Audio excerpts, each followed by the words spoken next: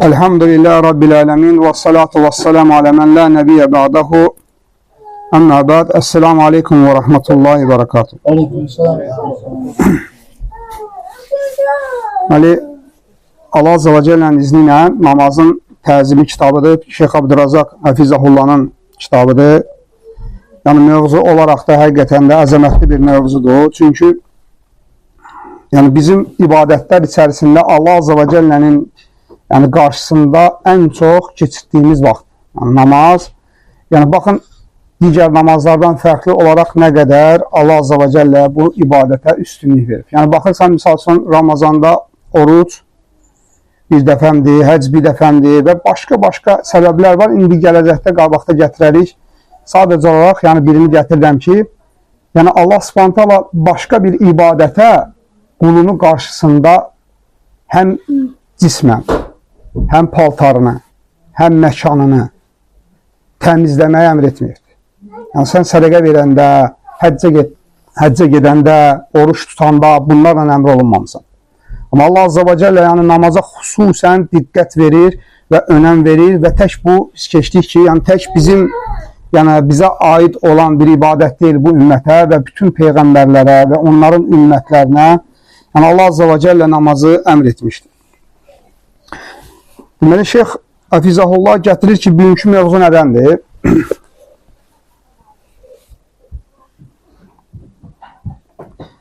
Yani bildiğimiz kimi Allah Azze ve Celle cennet ehline en uca olan nimeti ne olacak? Yani onlara öz zamanını göstərməsi olacak. Ve bir qəlbində de yani həqiqətən də qəlbində iman olan bir kəs Allah Azze ve Celle ilə qarşılacağı günü yani gözləyir ve həsrətlə gözləyir. Yani hər kəs bilir ki, yani misal üçün bir insana kimsə bir yaxşılıq eləyəndə tanımırsan kimdir, daha görməmsən. Ama bilirsən ki, o sənin daim ehtiyaçlarını ödəyir. Heç sənin xəbərin olmadığı halda səninlə çətinlikdən qurtarır. Və sənə bu neməti verir, sənə bu yaxşılıq eləyir. Mənəm insanlardan danışıram.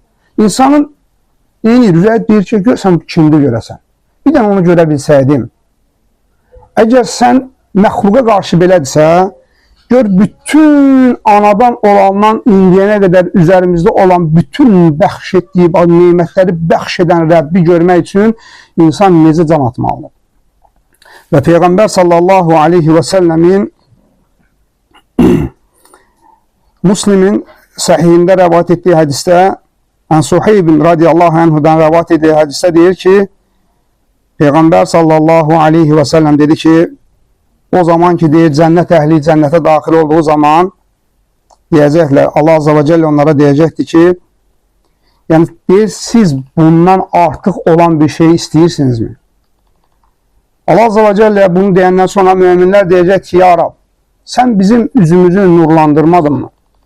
Bizim eyiblərimizi örtüb, günahlarımızı əff edib, cənnətə daxil etmədin mi? Yəni bu boyda nemətləri bir sayırlar, sonra deyir ki, ya Rab, bundan da artıq nə ola bilər yəni? Və Allah Azze ve Celle örtüyü götürür və Allah Subhanahu taala qullarına görsənir. Və biz keçən də Peyğəmbər sallallahu aleyhi ve sellem hədisdə də gətirib, keçən də bunu götürmüşdük ki, deyir ki, deyir onlar onu gördüğü zaman ne deyir, hətta deyir bir-biriniz yəni ətər belədir, yəni ötüşmədən, yəni bir-birimizə sıxıntı vermədən hər kəs Rəbbini açıq aydın görəcəkdir. Və sonra deyir ki, və bu deyir mümin üçün deyir en sevimli olan bir nimət olacaqdır ki, hansı ki bu nimətdən sonra cənnətdə olan bütün nimətlər unudulacaqdır. Yəni insan Rəbbini görəndən sonra yani onun cənnətdə gördüyü bütün nimətlər hansı ki indi biz bu dünyada yani belə deyək ki zikr eləyəndə, dünya nimətlərindən danışanda eləsi var ki, yəni nədir? İnsan onlardan danışanda deyir ki, filan yeri gördüm, dəhşət bir mənzərə var idi. Yəni Allah Subhanahu taala cənnətdə möminlər üçün elə şeylər hazırlayıbdır ki, deyir, yəni onları deyir, nə heç bir göz görmüyor. Heç bir nəfs onları görmüyor. Yani sen bu dünyada gördüğün şeyler hiçbir ne kadar əzəmətli bir şey görsən, bil ki, yani onunla yani yanaşı iş gətiriləsi bir şey deyil. Ve bu nimətlərin də içində Allah Azze ve Celle'ni görmək ən xüsusi olan bir nimət. Yaxşı, birdən kimsə deyər ki, bunun namazla nə əlaqəsi var? Yəni, bu mövzunun namazla nə əlaqəsi var? İndi Allah Azza və Cəllənin izinə bu qarşıda gələn ayədən görün alimlər hansı əlaqəni gətirir. Allah Azza və Cəllə Quran-ı Kərimdə gətirir ki, yəni deyir ki, Qiyamət surəsində Vucuhun yevmə izin nadira. O gün bəzi üzlər parlayacaqdır. İlə Rabbihə nazira. Öz Rəblərinə baxacaqlar. Və vucuhun yevmə izin basira. Və bəzi üzlər də həmən gün qaralacaqdır. Təzunnu ən yuf'alə bihə fəqira. Gətirir ki, ona böyük müsibət üz verəcəyini zənn edəcəkdir. Kəllə, xeyr, İzə bələğətid təraqiyə və qilə mən raq. Ruh gəlib körpücük sümüyə yetişdiyi zaman və deyiləcəkdir ki, yəni ruqiyə oxuyan varmı yəni? Və zənnə ənəhul firaq. Və o deyir, yəqinliklə ayrılığını hiss etdiyi bir zaman olacaqdır. Vəl təffəti səqu bissəq. Yəni ayaqlar ayağa dolaşacaq. İlə rabbikə yevmə izinil məsəq. Yəni həmən gün Rəbbinin huzuruna gətiriləcək. Baxın Allah Subhanahu taala sonra nə deyir? Fələ saddəqə və lə sallə. Yəni o nə təsdiq etdi, nə də namaz qıldı. Vələkin kəzzəbə və təvəllə. Lakin üz döndərdi, yalanladı və neynədi? Təvəllə üz döndərdi. Yəni kəzzəbə yalanladı və üz döndərdi. Yəni buradan alimlər nə gətirirlər?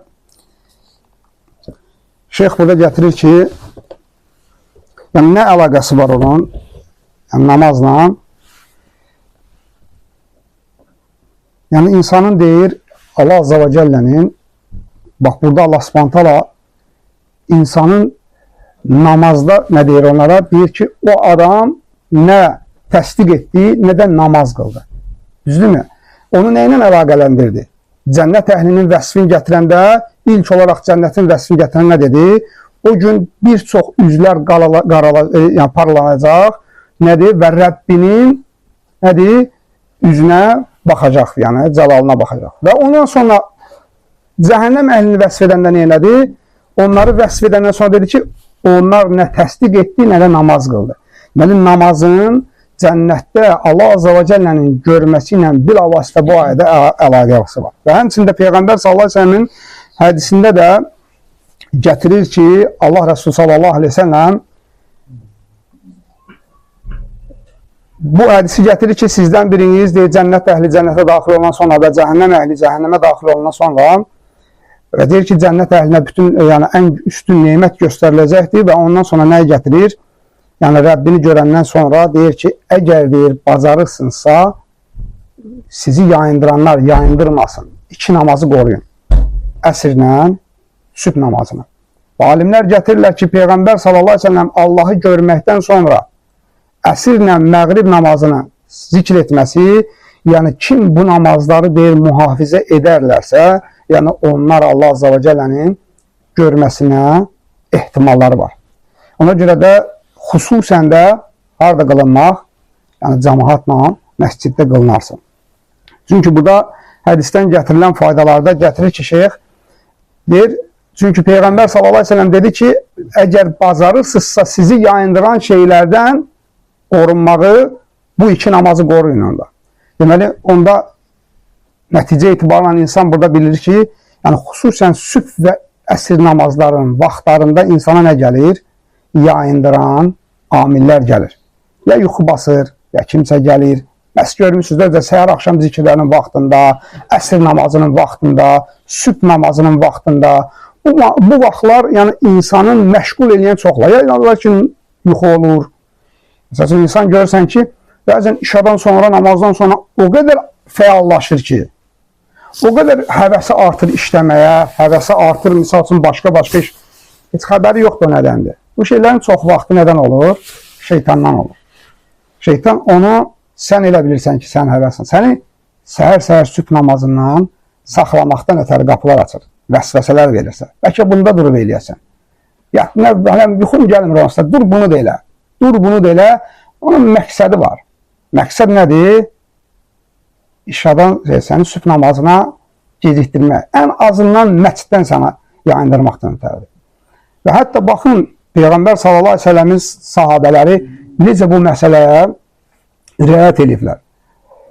Peyğəmbər sallallahu aleyhi ve sellemin hədisinə nədir? Deyir ki, وَيَكْرَهُ النَّوْمَ قَبْلَهُ وَالْحَدِيثَ بَعْدَهُ. Yəni, Peyğəmbər sallallahu aleyhi ve sellem işə namazından qabaq yatmağı, işədən sonra danışmağı neynəməzdi? Sevməzdi, xoşlamazdı. Sahabe tabiin deyir ki, mən Ömər radiyallahu anh'a işə namazından sonra salam verdim, daha doğrusu sual verdim deyir. O mənim sualıma cavab vermədi. Bu hədisə riayət eləməyinə görə. Və hətta bəzi sahabələr, tabiinlər deyirdi ki, bir gün deyir, unutmuşdum, ayıldım ki, subhanallah, mən işə namazından sonra nə qədər danışmışam. Dedim, ya vallahi mən yandım deyir, batdım deyir.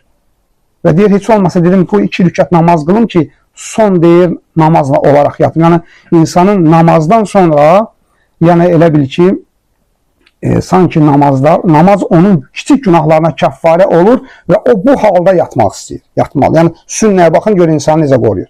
Ona görə və bu hədisdə də Peyğəmbər sallallahu aleyhi ve sellem sübhlə əsr namazını xüsusən vurğuluyur ki, yəni bu insanın cənnətdə Rəblərini görmək üçün ən böyük səbəblərdəndir. Və sonra gətirir ki, burada bir dənə Peyğəmbər sallallahu aleyhi ve sellemin 3 dənə vəsiyyətini gətirir. 3 dənə vəsiyyətini gətirir ki, çünki Allah Resulü sallallahu aleyhi ve sellem Allah subhanahu ümmətcə elə bir kəlam vermişdi ki, az bir şeylə, danışıqla böyük mənalara əhatə edirdi. Və burada da İmam Əhmədin Musnədində gətirir ki, həmçinin İmam İbn Məcənin yəni, Sünənində gətirir ki, deməli, Əbi Əyyub Əl-Ənsari radiyallahu anhudan gətirir ki, bir kişi Allah elçisi sallallahu aleyhi ve sellem yanına gəlir və deyir ki, mənə elə bir şey nəsiyyət et ki, nə uzun olmasın, ya da mənə kifayət edəcək bir şey olsun. Baxın, ümumiyyətlə, sahabələrin ədəbinə baxın. Bizdən birimiz gələndə həmişə nə istəyirik? Qardaş, gəlin bizə dərs keçək. Niyə bizə dərs gəlməsi? Gəlin dərsə keçək. Qardaş, bir dənə o tələbəni çağırıq, bu tələbəni çağırıq. Yəni, sanki elə bir istəyirik zikir məclisi olsun. Amma əslində bu şeylərlə söykənəndə adamın yuxusu gəlir. Axı, qardaş, çalışın ki, söykənməyin. Çünki dərsdən olan faydaları itirəsiniz. Əslində Allah Azza və Cəllənin izni ilə yəni, elmin elə, belə deyək ki, nə qədər insan elmin ədəblərinə riayət elədikcə, elmdən nəsibi o qədər olur. Və bunu bir dənə qeyd edeyim, dərsdən əlavə. Bax, hamı evindən hara çıxıb gəlir? Nəsə fayda götürsün və Allah Azza və Cəllə inşallah ki, hər kəsin də burada nəsibini verər. Və sən evindən çıxmısan axı. Bax, bu dəqiqə insanlar var, orada barlarda və bir çox fuhuş yerlərdə cəm olurlar. Biri evindən çıxıb gedir narkotik satmağa, biri gedir faizə götürməyə, biri gedir allatmağa. Bu dəqiqə nələr baş verir dünyada Allah bilir. Və bu fəsadın içindən Allah Azza və Cəllə bizi və bizim kimi qardaşları, xeyir əhlini seçib, zikr üçün, onu zikr etmək üçün bir yerə cəm elibdir. Və bu elə-belə bir məclis deyil. Aslı ola bilər ki, yəni, balaca bir şey görsənə bilər, Allah Azza və Cəllənin rəhməti cəmaata hasıl olur. Və buradan insanlar Allah Azza və Cəllənin izni bağışlanmış kimi qalxırlar. Bu, insan nə qədər elmin ədəblərinə riayət elədikcə, Allah Subhanahu taala da o qədər ona oradan nəsib edir. Çünki insan nə qədər Allahla ədəbli olursa, Allah o qədər də ona nə edir? Əkramül əkramindir, ikram edir. Xülas, ona görə də nə qədər insan, yəni belə deyək ki, elm edir, söykəndə 100% yatarsan. Bil ki, o faydalar da sənə nədir? Əldən buraxmış olasın. Xülasə olaraq, yəni, Peyğəmbər sallallahu aleyhi ve sellem'dən gəlir, deyir ki, mənə qısa və mənə fayda verən bir şey. Bax, gör sahabə nə istədi? Mənə qısa və mənə fayda verən bir şey öyrət. İndi görün, Allah Resulü sallallahu aleyhi ve sellem ona 3 dənə tövsiyə edir. Ona görə şeyx gətirib ki, əzəmətli nəsiyyət. Peyğəmbərin 3 dənə əzəmətli vəsiyyət edib. Deyir ki, Rasulullah sallallahu aleyhi ve sellem İzə qumtə fis-salati fasalli salətə muvaddi'in. Deyir, namaza qalxdığın zaman vidalaşan insanın namazı kimi namazın qıl. Bax, birinci nəsiyyət. Deyir ki, namaza qalxanda vidalaşan insanın vidası da, namazı necə qılır? O cürdür. Baxın, nəyə görə gətirir şeyx burada? Deyir, misal üçün, bir insan bir yerdən səfər edir harasa. Düzdürmü? Yəni, bir müddətlik səfər eləyənlə, misal üçün, mən bugün gedirəm rayona, 3 gündən sonra qayıdacam. Yəni, onunla bu diyardan bir dəfəlik gedən insanın buradan tədarükü eyni ola bilər. Amma deyir, Rasulullah sallallahu aleyhi ve sellem nə deyir? Muvaddi' vidalaşan. Yəni, həqiqətən də özünüz də bilirsiniz, ətrafımızda da baş verir, Arif qardaş lap yaxşı bilir. Burada elə qardaş olubdur ki, sübh namazını cəmaatla qılıb, girib hamama çıxmayıbdır. Sağlam, idmancı, canlı başlı bir qardaş. Allah subhanahu ta'ala qədəri çatmışdı. Neynədi? Cəmaatla sübh qıldı, nə bilərdi ki, onun son namazıdır. Eləcə də biz bilmirik, qardaş, bizim hansı namazımız son namazdır.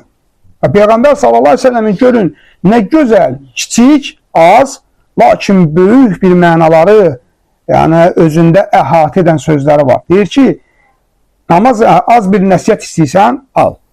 Namazını son, vidalaşan insanın namazı kimi qıl. Yəni, ümumiyyətcə, insan bilsin ki, namazı başlayanda təkbirlə başlayıb salam verib qutardıqdan sonra o bir də qiyamət günü açılacaq o namaz. Sən o namazı bir də qaytaramayasın. O namaz getdi.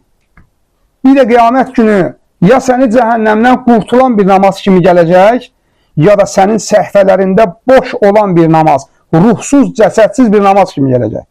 Və sən baxarsan, həmən günü, o çətin günü gözün tərəzidə qalacaq ki, ya Rab, mənim namazlarım, mən axı namaz qılırdım, gətirin qulumun fərzlərini deyəndə səhvələrdə boş şeylər görəsən. Allah qorusun. Əgər bu dünyada həmən namazı mühafizə etməsən. Və Peyğəmbər sallallahu aleyhi ve sellem deyir ki, vida edən kəsin namazı kimi namazın qıl. Yəni, sanki bu insanın son namazıdır. Yoxdur. Sanki baxın qardaşlar, dərk eləsək, vallahi ətrafımızdan tərk edən bizi gedib qardaşlar ki var, dünyasını dəyişən qardaşlar. Həm qardaşlardan danışıram, çünki onlar namazın ləzzətini biliblər. Sizcə onlara son şans verilsə ki, qalx 2 rükət namaz qıl, sizcə onlar namazdan nə fikirləşərlər? Axı, oranı görüblər artıq, düzdür? Yəni, necə yəqinliklə, necə yalvarışla. Yəni, bizə Allah subhanahu o şansı veribdir. Yəni, biz o şeyləri bilsən necə xərcləyirik, sanki dəyərsiz bir şey kimi. 2 dəqiqə namazı qılıb gəlirəm. Namazın içində gedəcəyin yeri düşünürsən. Yəni, bu vidalaşanın namazı deyil. Peyğəmbər sallallahu aleyhi ve sellem də nəsiyyətində nə deyir? Vidalaşan insanın namazı kimi namazın qıl. Və ikinci nəsiyyətdə nə deyir? وَلَا تَكَلَّمْ بِكَلَامٍ تَعْتَزِرُ مِنْهُ غَدًا. Sabahsı gün peşman olacağın sözü danışma. İkinci nəsiyyət. Yəni, sabahsı gün insan deyirsən, sabahsı gün peşman olacağın sözü danışma. Burada 2 məna çıxardılar alimlər. Deyirlər ki, burada məna ola bilər ki, sözü deyirsən, ola bilər ki, sabah dediyin elə peşmansan. Sən sözünün yerinə qədər ağzından çıxmayıbdırsa, o qədər sən onun ağasısan. Söz çıxdı, birinci nə deyirsən? Sən qalan, ant verirəm Allaha, heç kəsə demə bunu. Ən birinci, imkan varsa heç kəsə demə. Ucud deyildin. Bax, bu səndən çıxdısa, oldun həmən sözün əsri. Sən bunun əsrisən. Çıxdı, yalvarırsan ki, demə, ha. Bax, birdən deyir ki, qorxu düşür canına. Və yaxud da getdin, filasan, gedin filan kəsə, nə də ağzından çıxdı, bu qədər məsəlsin hadisələr olur. Hamısı nədir? Bir kəlmənin şeyin üzərində. Və alimlər başqası da nə deyir?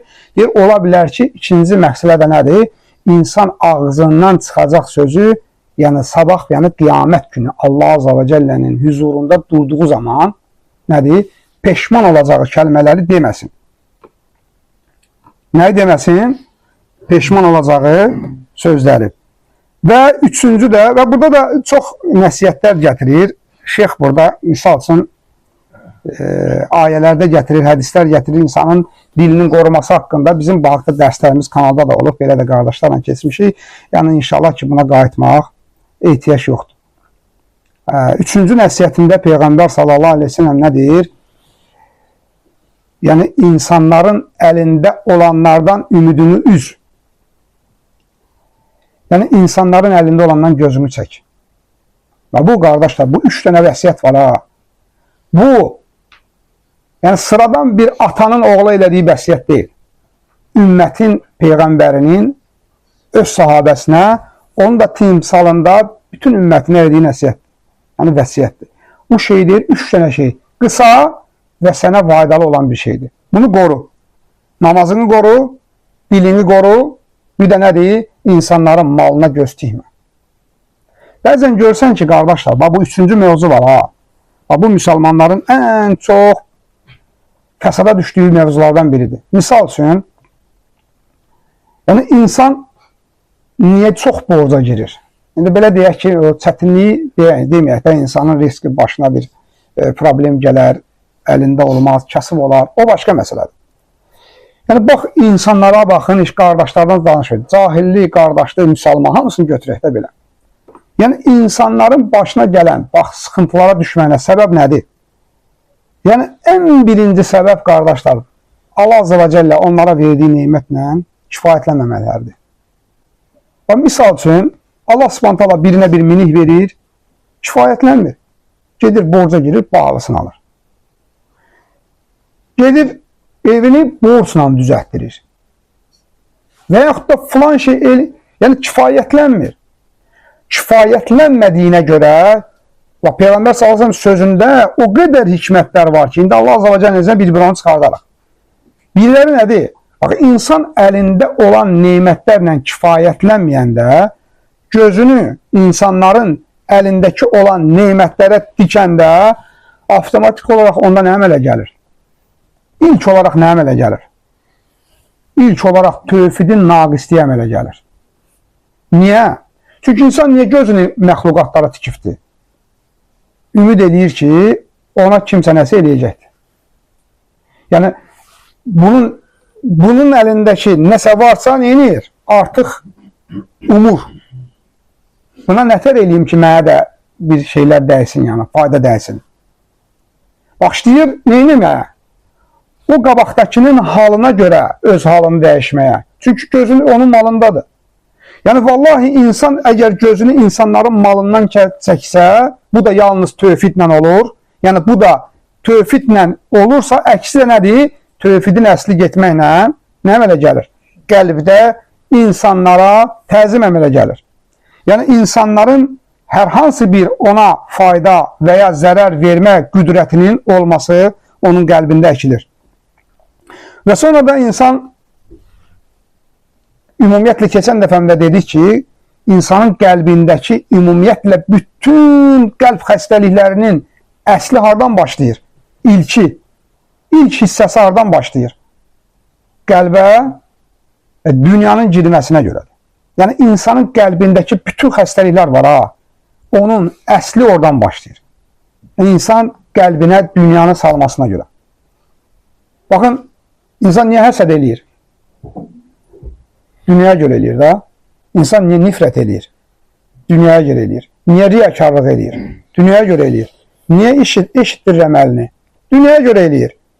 Niyə gedib kiminsə qabağında zəlil olur? Dünyaya görə olur da, qardaş. Nəyə görə insan nəmmamlıq eləyir? Dünyaya görə eləyir. Kiminsə yanında məqam sahibi olsun deyənə, hörmət sahibi olsun deyənə. Bunların hamısını görürsən alimlər, gətirirlər ki, bunun əsli hardan başlayır? Dünyadan. Ona görə, qardaşlar, yəni insan əlindəki olan neymətlərlə kifayətlənməməsi, onun üçün böyük bir şərlərin qapısını açır. Və Peyğəmbər sallallahu aleyhi ve sellem görün nə gözəl 3 dənə vəsiyyət verdi ki, nə idi onlar? İnsanın birinci olaraq son namazını, yəni vidalaşan insanın namazı kimi namazını qılması, dilini qoruması və həmçinin də nədir? İnsanların əlindəkinə göz tikməmək. Yəni bir dənə özümüz düşünsək, bax öz halımızı, vallahi görəsiz ki, əgər namazımızı düzəltsək, Allah Subhanahu taala qatında vallahi biz xeyir əhli kimi sayılacağıq. Və Allah Subhanahu taala qatında xeyir əhli sayılacaq. Düzgün, doğru, düzgün namaz qılan insanın vallahi ruzisinə də təsir edəcəkdir. Niyə? Çünki Allah Subhanahu taala Quran-ı Kərimdə Peyğəmbər sallallahu əleyhi və səlləm nə deyir? Deyir ki, namaz qıl. Deyir, əhlinə və'mur əhləkə bis-salati vastabir aleyhə. Yəni, əhlinə, ailənə namazı əmr et. Özün də onun üzərində neyinə? Səbirli ol. Biz səndən ruzi istəmirik. Əslində sənə ruzini də verən bizik. Ona görə də alimlər gətirirlər ki, namaz ruzinin artması üçün ən böyük səbəbdir. Və baxırsan ki, insan bax, doğru düzgün namaz qılan kimi Allah Azza və Cəllə, qardaş, vallahi əkramul əkramindir. Sən bir dənə namazına diqqət et. Bəzən insanlar məscidə gedəndə görərsən bu şeyləri, cəmaat olan yerdə görərsən. O qədər təkəbbürlüdür ki, namazda Allahın qabağında da təkəbbürlü şəkildə durur. Durur belə, başını da dik tutur, namaz qılır. Yəni o insan özünü Rəbbinin qabağında hələ hiss eləməyibdir ki, kimin qabağında durur? Yəni insan Allah Subhanahu taalanın qabağında namazda doğru düzgün dursa, qəlbi ilə, zahiri ilə sınsa, təkbiri gətirəndə əllərini Rasulullah sallallahu əleyhi və səlləmin göstərdiyi kimi, etdiyi kimi qaldırsa, əlini bağlasa, rukuya gedəndə təzim Subhana Rabbiyəl azim deyəndə Allah Azza və Cəlləni təzim etsə ki, mən hansı Rəbbin qabağında dururam? Əgər unutmuşuqsa xatırladıram. Peyğəmbər sallallahu aleyhi və səlləm deyir ki, yəni 7 qat səma haqqında deyir ki, birinci səma var ha, bax birinci səma, 7 qat səma var da, birinci səma, ulduzlarla ki bəzənib ha, onun altında günəş, ay, bütün galaktika hamısı hardadır? Birinci səmanın altındadır.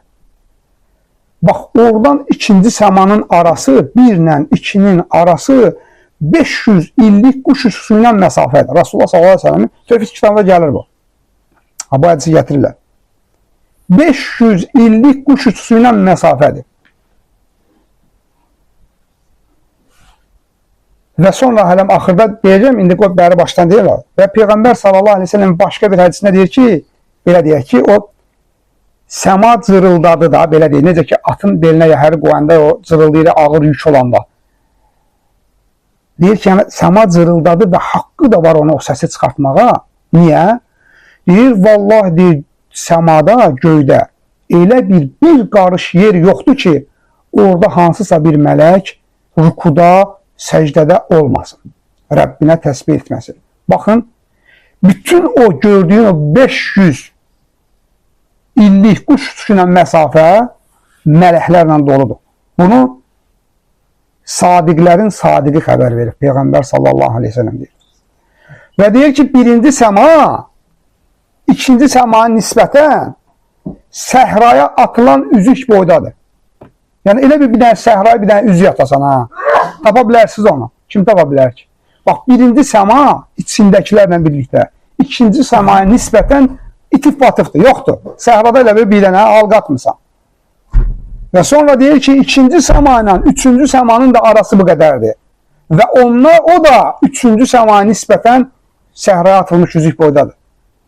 Və 3-4-ün yanında 4-5-in, 5-6-nın, 6-7-nin. Və bu 7 səma içindəkilərlə birlikdə Allah Azza və Cəllənin kürsüsünün yanında səhraya atılmış 7 dənə halqa kimidir. Və sonra Allah Subhanahu nə deyir? Vəsiyə kursiyyuhus səmavati vəl ard. Onun kürsüsü yerləri və göyləri əhatə edir. Sonra nə gəlir? Sonra dəniz gəlir. Və sonra da Allahın ərşi gəlir. Və ərşuhu aləl-mə.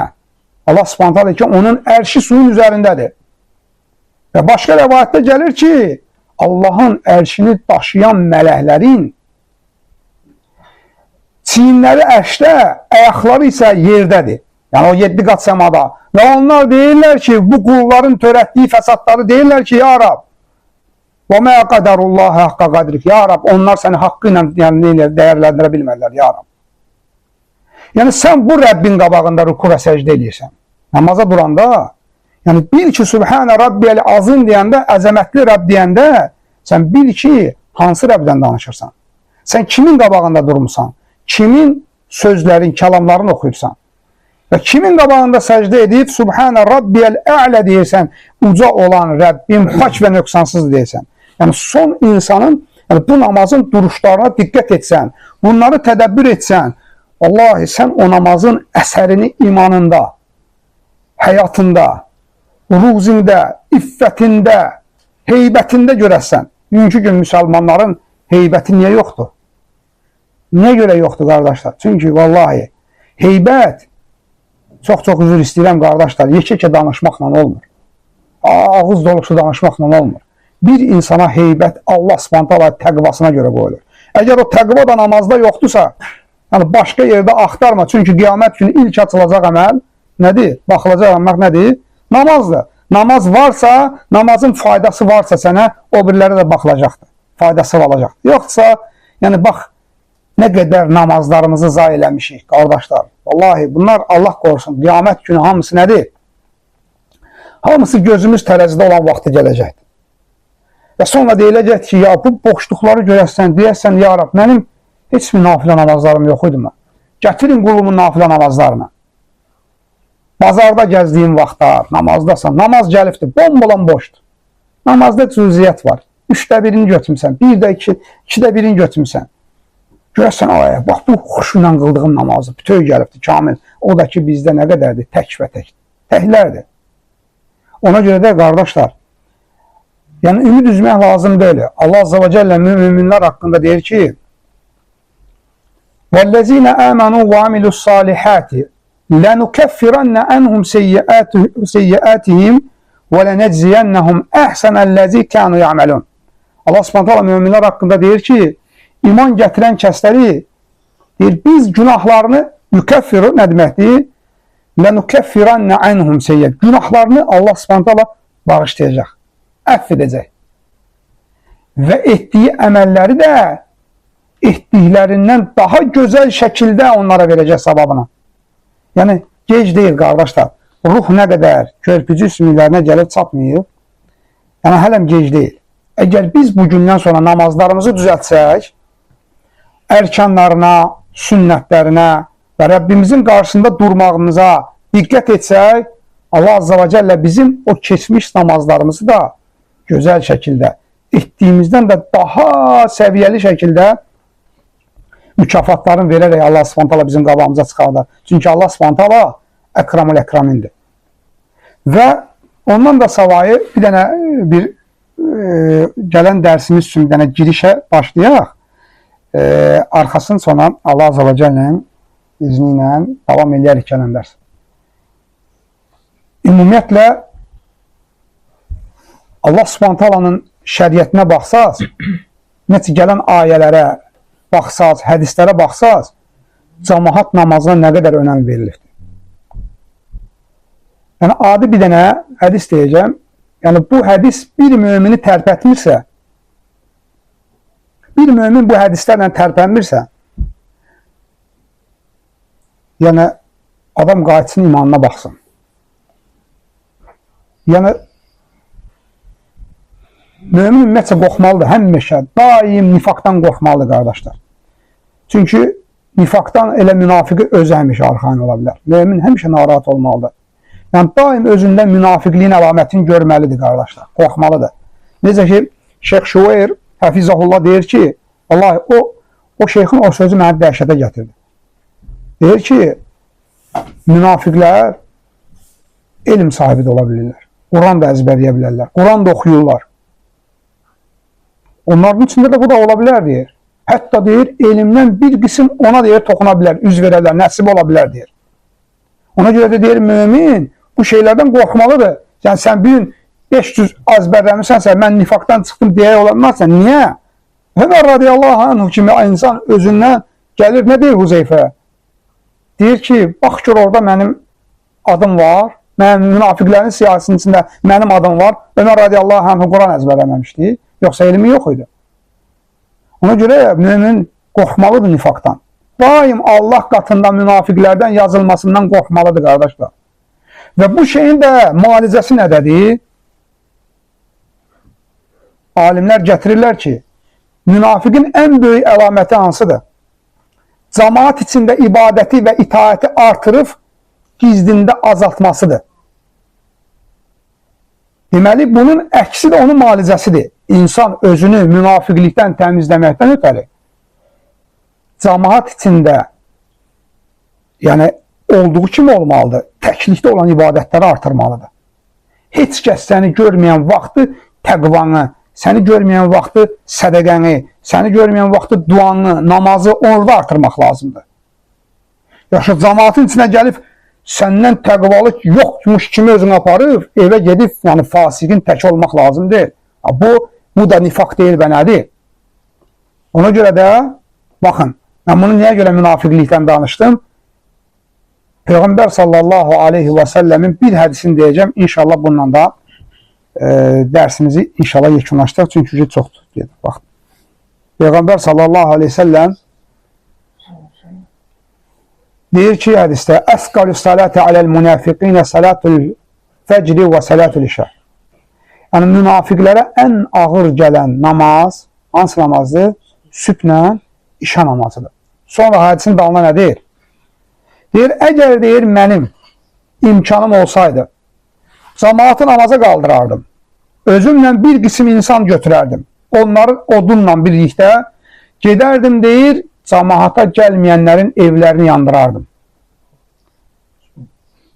Hədisə baxın, görün nə deyir? Yəni, namaza gəlməyənlərin cəmaat namazına, evlərini yandırardım. Alimlər buradan deyir ki, Peyğəmbər sallallahu aleyhi ve sellem vacib olmayan bir şeyə nəyə görə geçsin cəmaatını deyirsin ki, evini yandırım? Niyə onlara münafiq vəsf verir ki? Ona görə də, qardaşlar, belə hədisləri işləndə müminin tükləri biz olmalıdır ki, subhanallah, bəlkə məndə nifaq var. Biz demirik, ya, əstəğfirullah. Yəni, biz demirik ki, kimsə sübh namazı gəlmirsə, o ad qoymuruq ona. Yox. Bizim məqsədimiz nədir? Bizim məqsədimiz Allah Subhanahu izni ilə bizdə olan iman ki var, Allah buna əmanət olaraq bizə verir. Bu asiliklərlə zəifləyir. İnsan bəzən görmür onları. Bizim məqsədimiz imanımızı artırmaqdır. Bizim məqsədimiz insanlara ad qoymaq deyil. Bizim məqsədimiz insanların imanlarını artırmaq üçün bir səbəb olmağımızdır. Hətta mümin yəni imanı artsın, can atsın. Yəni sanki yenidən ruh verilir ona. O cəsədə, o qalxır. Yəni subhanallah, mən necə bunu görməmişəm kimi. Axşamdan yəni budilnikə təvəkkül eləmək lazımdır. Vallahi o qədər yorğun insanlar var ki, fəhləlik edir. Namaza 10 dəqiqə qalmış gözləri açılır. Onun hamısı müvəffəqiyyətdir. Baxın qardaşlar, insanın gücsüz insanla, qoldan güclü insanla, qoca kişinin zahirinə baxası olsan, güclü insanın fiziki ondan gücü var. Niyə güclü insan səhər sübhə durub gələ bilmir? Qoca kişi axsiya-axsiya gedir məscidə. Səbəb nədir? Onun qəlbi güclüdür ona görə. Onun gücü qəlbindədir. Zahirən gücü olmasa da onun qəlbindəki güc onu qalxızır. Ona güc verir. Get. Və bu kimi şeylər insanı nə etməlidir? Tərpətməlidir ki, bax, məndə nifaqın əlaməti olar. Ola bilər insan, bəzən ola bilər, yatıb qala bilər, yorğun ola bilər, bir gün getməyə bilər məscidə. Bax, biri var ki, bir bölgədə həmişə hava günəşlidir, arada bərədə yağış yağır. Biri var ki, həmişə yağış yağır, arada gün çıxır. Misalı bildinizdə nə demək istəyirəm? Biri var, insan daim məscidə gedir, sübhə işaya, ən azından. Arada bərədə yatdı qaldı da, onlar da yəni Peyğəmbər sallallahu əleyhi və səlləm ilə yatıb qalıbdı. Bəşərik, hər şey özə var. Amma bu bizim müminin usulu olmamalıdır, əsli olmamalıdır. Bu onun asıl mümində nə olmalıdır? Usulu bu olmalıdır. Mən olmazsa olmazdır. Qardaş, nətən yəni sübhlə nişanı qılma? Mən orada olmalıyam, vəssalam. Bir gün mənə nəsə gəldisə, subhanallah, oturmalıdır.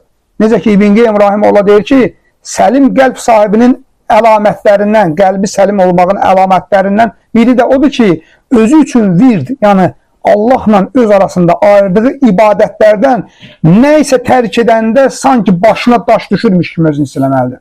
Subhanallah, mənim bugün bu ibadətim getdi kimi bax peşmançılıq olmalı. Bu səlim qəlbin əlamətidir. Yoxsa ta ibadətlər gedir. Yəni insan deyir ki, getdi nə olar. Bu səlim qəlb sahibi deyil yəni. İnsan bilməlidir ki, əlamət var qəlbin xəstəliyindən. Ona görə də nə etməlidir? Müalicə etməlidir. Və doğrusunu Allah bilir. İnşallah burada dayanaq.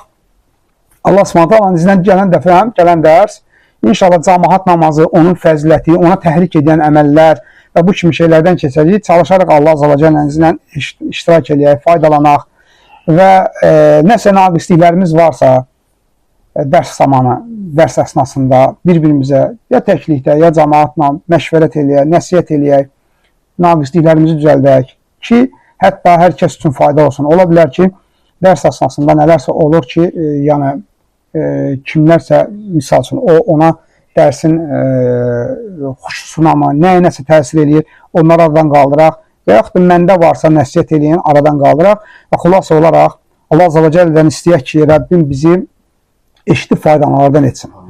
Allah Azza və Cəllə bizdən bu əməli qəbul eləsin, əsas odur, qardaşlar. Allah Azza və Cəllə bizi alimlərlə, peyğəmbərlərlə, sıddiqlərlə, şəhidlərlə birlikdə həşrləsin. Allah Subhanahu bizi əfv etsin. Bax, bu gözəl bir məclisdə necə ki bizi cəm edib, Rəbbim bizi Peyğəmbər sallallahu aleyhi ve sellem Kövsər bulağın ətrafına cəm etsin. Onun əllərindən su içməyi nəsib etsin. Allah Azza və Cəllə bizim günahlarımızı elə bir əfvlə əfv etsin ki, onun hamısını həsənətlərlə görək öz dəftərlərimizdə. Və Allah Subhanahu istəyir ki, elə bu məclisimizi Allah Subhanahu bizim cənnətə daxil olmamıza bir səbəb etsin. Çünki həqiqətən də insan bilmir hansı əməlinə görə cənnətə daxil olacaq. Və doğrusunu Allah bilir. Subhanəkallahumma Rabbena və bihamdik. Nəşhədən la ilahə illə ənt və nəstəğfirullaha və nətubu ileyh. Amin və ya.